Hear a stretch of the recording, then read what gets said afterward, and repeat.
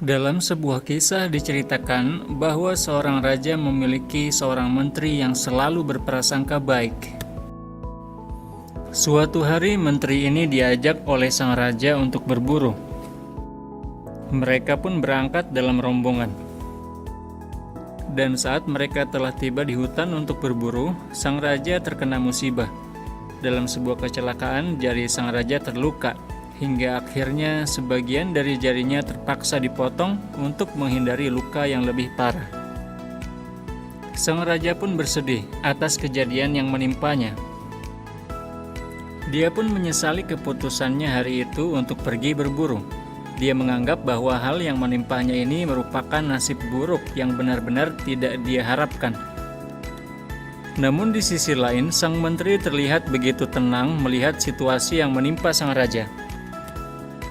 Dengan lembut dia berkata kepada sang raja, "Insya Allah ini adalah hal yang baik." Sang raja sangat tersinggung dengan kata-kata sang menteri. Dia merasa aneh, mengapa sang menteri justru menganggap musibah yang menimpanya tersebut sebagai hal yang baik. Akhirnya sang raja pun memerintahkan pasukannya untuk menangkap sang menteri dan memasukkannya ke dalam penjara. Maka sang menteri pun dengan sabar menjalani perintah sang raja. Dia masuk ke dalam penjara sambil berkata, "Insya Allah ini juga merupakan hal yang baik." Petugas penjara yang melihatnya pun kagum melihat sikap positif dan prasangka baik yang diperlihatkan oleh sang menteri. Ternyata beberapa waktu kemudian sang raja kembali pergi berburu. Kali ini ia pergi ke hutan yang belum pernah terjamah. Namun sang raja tersesat di dalam hutan hingga akhirnya dia pun ditangkap oleh sekelompok suku pedalaman. Sang raja ditangkap dan diikat. Kemudian orang-orang suku pedalaman itu mempersiapkan suatu upacara persembahan di mana sang raja akan dipersembahkan kepada sembahan-sembahan mereka sebagai bentuk pemujaan dan pengorbanan.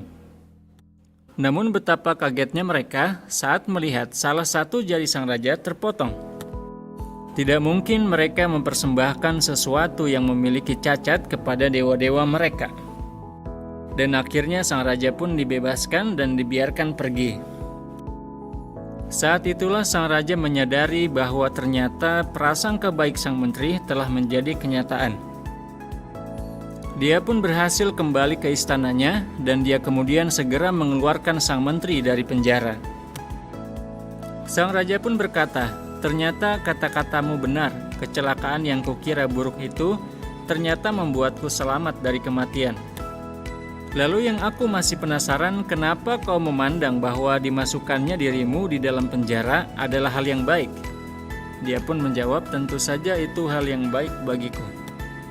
Jika aku tidak dimasukkan ke dalam penjara, tentu saja aku akan ikut paduka ke dalam hutan, dan jika aku tertangkap, aku pun akan mati karena anggota tubuhku masih lengkap." Sang raja pun tersenyum tanda setuju.